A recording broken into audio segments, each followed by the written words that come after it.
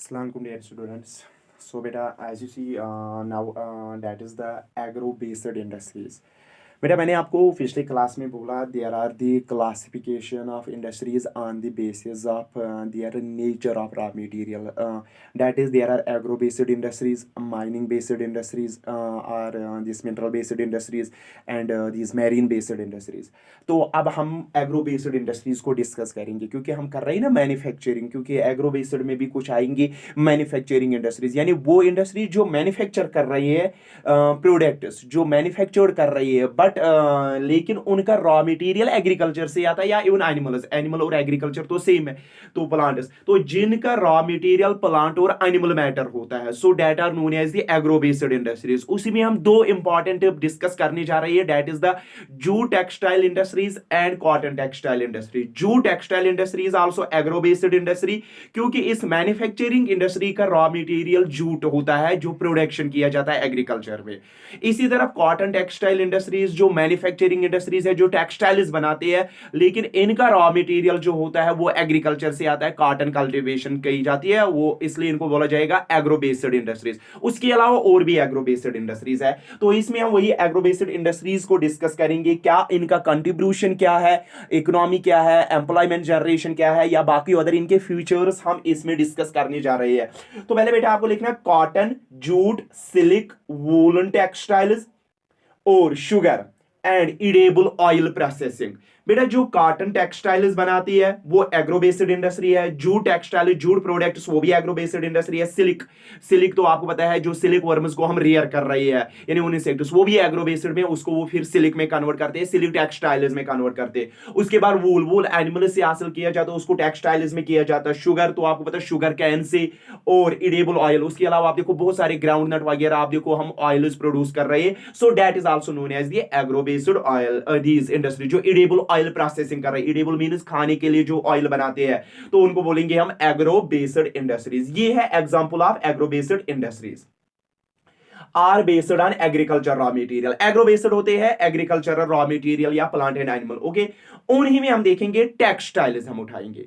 Textiles industries किनको बोला जाता है, दीज ऑक्युपाइज, यानी टेक्सटाइल्स बेटा वो हो गए, textile means to weave to texture, यानी जो वर्ड टेक्सटाइल्स है यानी ये एक्चुअली लैटिन वे वर्ड है. टेक्सटाइल जो है वो लैटिन वर्ड है जिसका मतलब ये है कि टू वेव और टू दिस टेक्सचर, यानी हम उसको बोलते हैं the term textile is derived from Latin word texture TXERE which means to wave.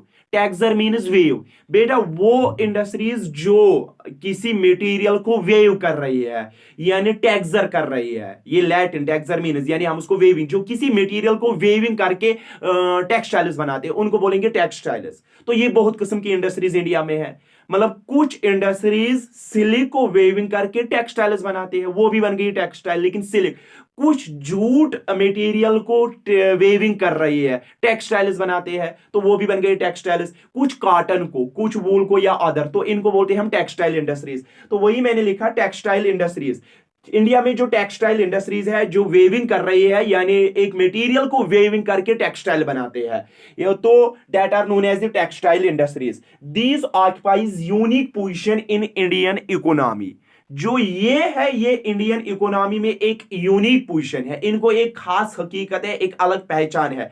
यानी टेक्सटाइल इंडस्ट्रीज को भी बहुत ही अच्छी पहचान है इंडिया में, एक यूनिक अलग हैसियत है इनको. बिकॉज क्यों है इनको, because it contribute industrial production, because ये इंडस्ट्रियल प्रोडक्शन कंट्रीब्यूट कर रही है. How much industrial production, because it contribute industrial production, employment generation and foreign exchange.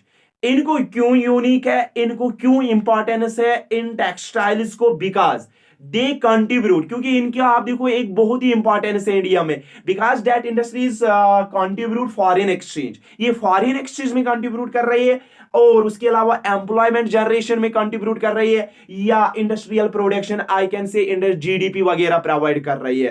तो जिस इंडस्ट्री को इतनी इंपॉर्टेंस होगी, जिस इंडस्ट्री को इतनी एडवांटेजेस होंगे, तो उसको यूनिक पहचान होगी ना. तो इनका भी आप देखो हमारे नेशन में, नेशन की GDP में, नेशनल नेशनल इकोनॉमी में इन दैट इंडस्ट्रीज का, मैं टेक्सटाइल्स की खाली बात कर रहा हूं, टेक्सटाइल मैन्युफैक्चरिंग जो है ये जीडीपी इन नेशनल इकोनॉमी में इनका बहुत ही अच्छा कंट्रीब्यूशन है। उसके अलावा एम्प्लॉयमेंट जनरेशन में है, उसके अलावा इंडस्ट्रियल प्रोडक्शन में है, और फॉरेन एक्सचेंज अर्निंग में ये हमें बहुत ही इंपॉर्टेंट और हेल्पफुल है। So that is why they have the importance in our country, particularly in India, and this very industry have unique this position in our country. It is the only industry in country which is self-reliant and complete in the value chain. इसका मतलब क्या हुआ? Listen. तो अब आपको समझ में आया इनको क्यों हैसियत ज्यादा है इंडिया में, इनको क्यों इंपॉर्टेंस है, क्योंकि इनका आप देखो बहुत ही हमारे लिए बहुत सारे कंट्रीब्यूशन है। तो जिस चीज़ के आप देखो मल्टी एडवांटेजेस होंगे तो उसको इंपॉर्टेंस होगी, तो सेम इसको बहुत ज़्यादा मल्टी एडवांटेजेस है, मल्टी पर्पजेस है, एम्प्लॉयमेंट जनरेशन को फुलफिल किया जाता है, अनएम्प्लॉयमेंट को खत्म किया जाता है, पॉवर्टी को खत्म किया जाता है, नेशनल इकोनॉमी में कंट्रीब्यूशन है, उसके अलावा आप देखो फॉरेन एक्सचेंज में इनका कंट्रीब्यूशन है। तो these are the very good things for country. So that is why these industry have the this unique position and these industry have importance in our country. तो now अब मैंने यहाँ पे एक सेंटेंस बोला, it is the only industry, बेटा ये वो खाली टेक्सटाइल इंडस्ट्री, वो खाली इंडस्ट्री है which is self reliant and complete in the value chain. बेटा ये जो सेल्फ रिलायंट ये अपने आप पे ही डिपेंड है, मतलब सेल्फ रिलायंट मीन जो अपने आप पे क्या होगा, डिपेंड होगा, दूसरों पे डिपेंड नहीं होगा। जैसे फॉर एग्जांपल मैं आपको बोलूं, कोई बंदा खुद कमाता है खुद, तो आप देखो वो सेल्फ डिपेंड है, मतलब वो अपने आप पे ही खुद डिपेंड है। लेकिन अगर कोई बंदा खुद इकोनॉमिकली प्रोडक्टिव नहीं है, दूसरों पे डिपेंड है, किसी दूसरे पे वो डिपेंड है अपनी, तो हम उसको बोलेंगे सेल्फ रिलायंट नहीं है। जैसे आप मतलब यू स्टूडेंट्स, आप देखो अभी अपने पेरेंट्स पे डिपेंड हो, आप देखो जो भी आपको मतलब needs demands fulfil, food, education, medicine etcetera, तो आप खुद नहीं कमाते हो, आप पेरेंट्स पे डिपेंड हो। तो इसी तरह कुछ लोग तो इनको बोलते हैं हम सेल्फ रिलायंट। इसी तरह ये इंडस्ट्री सेल्फ रिलायंट होती है। क्यों? ये आप देखो आयरन इंडस्ट्री जो होते हैं वो आयरन ओर को स्मेल्ट करते हैं, आयरन ओर को स्मेल्ट किया, लेकिन उसके बाद आप देखो उसको कौन बाकी industries, automobile industries, railway industries different goods में कन्वर्ट करते हैं। लेकिन ये वो इंडस्ट्रीज है जो इसको मतलब क्या कर रही है, यानी आप देखो कहां से बिगिनिंग से लेके एंड तक जितनी भी आप देखो वैल्यू ऑफ एडिशन होती है, यानी चेन में ये सारे काम खुद ही करते हैं। लेकिन आयरन स्टील प्लांट जो है, आयरन एंड स्टील प्लांट बेटा जो है वो सारे काम खुद नहीं कर रहे, वो खाली रिफाइनिंग कर रही है, वो खाली मेल्टिंग कर रही है, मेल्टिंग और एलाइंग, कुछ मेल्टिंग एलाइंग भी नहीं कर रही है।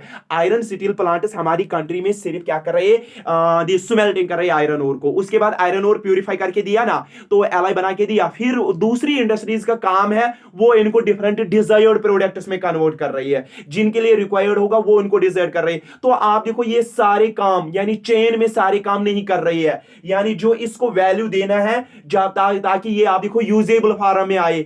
आयरन स्टील प्लांट वो वैल्यू उसको नहीं देते, वैल्यू देते हैं लेकिन कंप्लीट चेन में वैल्यू नहीं देते हैं। लेकिन जो टेक्सटाइल इंडस्ट्रीज है ये आप देखो उस रॉ मटेरियल को एंड तक पूरे सारे वैल्यूज देते हैं ताकि वो यूजेबल खुद कर रही है। जैसे आयरन स्टील प्लांट नहीं है तो वही बेटा it is the only industry, जो टेक्सटाइल इंडस्ट्रीज है it is the only industry in country, ये वो इंडस्ट्रीज है विच इज सेल्फ रिलायंट। बेटा जो क्या होते हैं सेल्फ रिलायंट, जो अपने आप ही डिपेंड है। क्यों?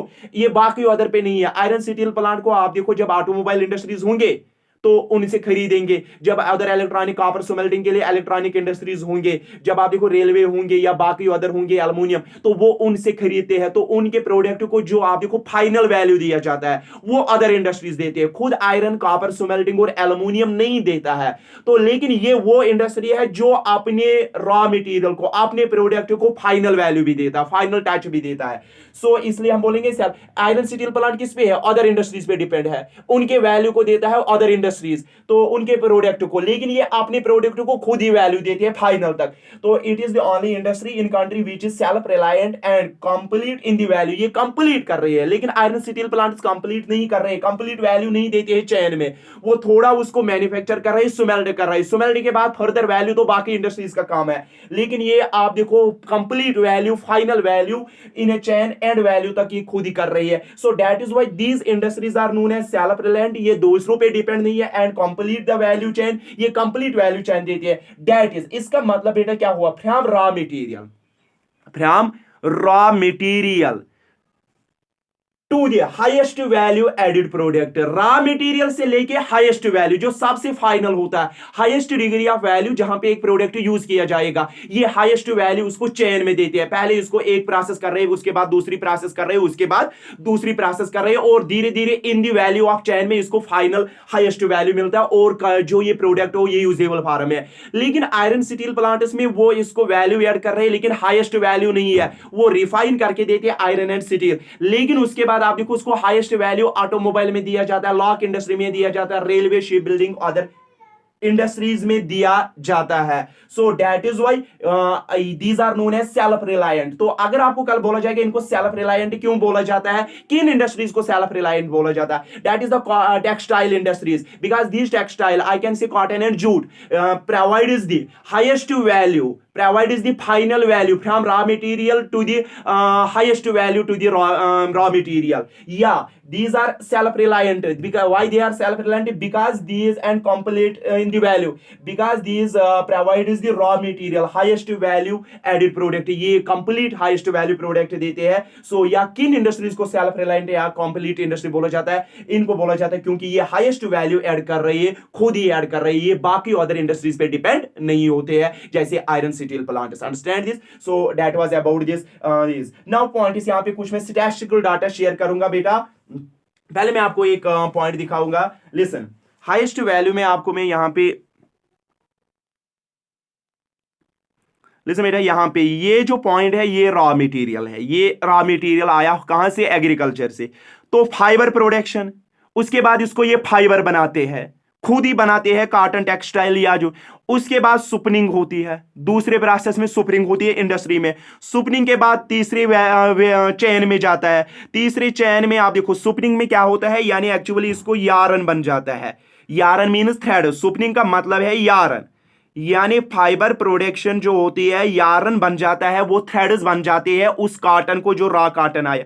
उसके बाद वेविंग से क्या होता है, यानी फाइबर प्रोडक्शन से लेके सुपनिंग, सुपनिंग में यारन बन गए, यारन के बाद आप देखो वेविंग, वेविंग में क्या बन गया, फाइबर बन गया, यानी फैब्रिक बन गया।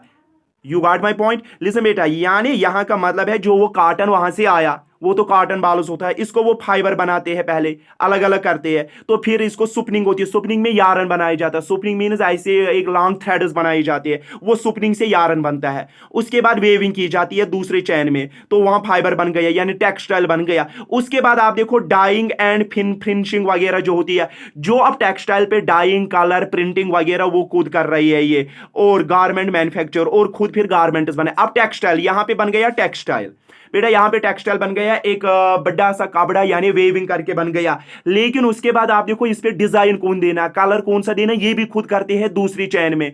उसके बाद आगे जाता है अब गारमेंट बनाना, अब शर्ट बनाना है, पैंट बनाना है, या बाकी अदर आप देखो गारमेंट्स, वो फिर इसी में होता है दूसरे चैन में।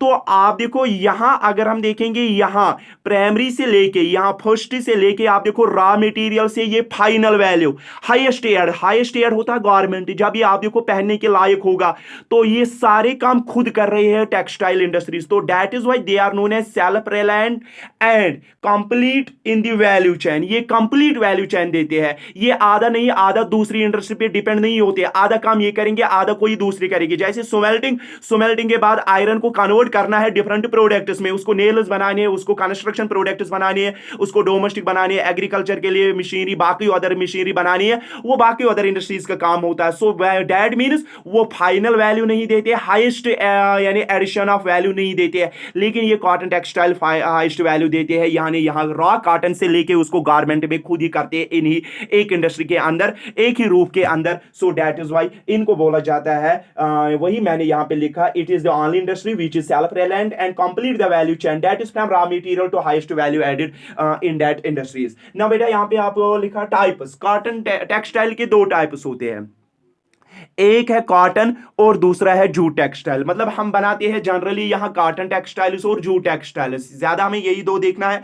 और उसके अलावा आप देखो प्रोडक्शन, यानी टाइप्स क्या है, टेक्सटाइल्स के दो टाइप्स है, कॉटन और उनके बहुत सारे टाइप्स है, यानी वूलन टेक्सटाइल्स है, या उसके अलावा आप देखो सिल्क। लेकिन यहां पे हमें बात करेंगे दो, cotton and jute textiles. Production, ये कितनी प्रोडक्शन कर रही है, 14%।